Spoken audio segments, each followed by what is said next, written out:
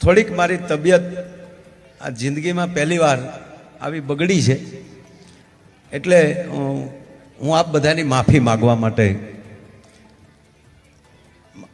મારો કોઈ એવો ઈરાદો નથી કે હું અહીંથી અત્યારે નીકળી શકું, પણ આપ બધાને હું ખૂબ ખૂબ દાતાઓને પ્રણામ કરું છું, તમામ વડીલોને પ્રણામ કરું છું.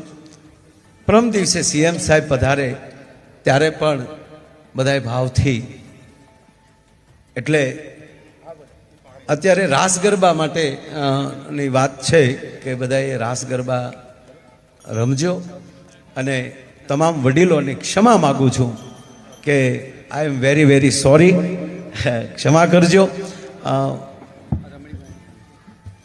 હલો,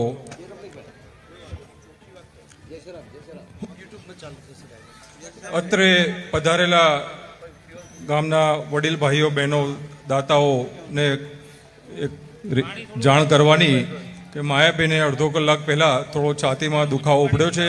પ્રાથમિક ટ્રીટમેન્ટ આપણે એમને આપી દીધી છે અને ECG ને બધું જોવડાયું મોટા હોસ્પિટલમાં, તો થોડું એમને મોટા હોસ્પિટલમાં શિફ્ટ કરીને આગળની એક કાર્યવાહી કરવી છે. આપણા મહેમાન છે, જવાબદારી આપણી ડબલ છે. તબિયત પહેલી, શરીર પહેલું, પ્રોગ્રામો તો આવશે ને જશે. એમને કીધું કે હું પ્રોગ્રામ પૂરો કરીને જ જઈશ, પણ અમે કીધું તમને 5 મિનિટથી વધારે અમે નહીં આપ બોલવા દઈએ, અને અમારી જવાબદારી છે, મહેમાન અમારા છો તો અમે એમને આપને શિફ્ટ કરશું. તો માયાબી આપ ચિંતા કરશો નહીં, બધાના આશીર્વાદ છે, બધાના આપણે બહુ સારી રીતે ટ્રીટમેન્ટ થશે અને બધું સરસ થઈ જશે. માતાજી ભગવાનને પ્રાર્થના કરો. અને આગળનો પ્રોગ્રામ આપણે એક માયાભાઈનું અથવા જે કંઈ કમિટી નક્કી કરે સ્ક્રીન ઉપર ભાઈ પિયુષભાઈ લેશે. આપણે ભાઈ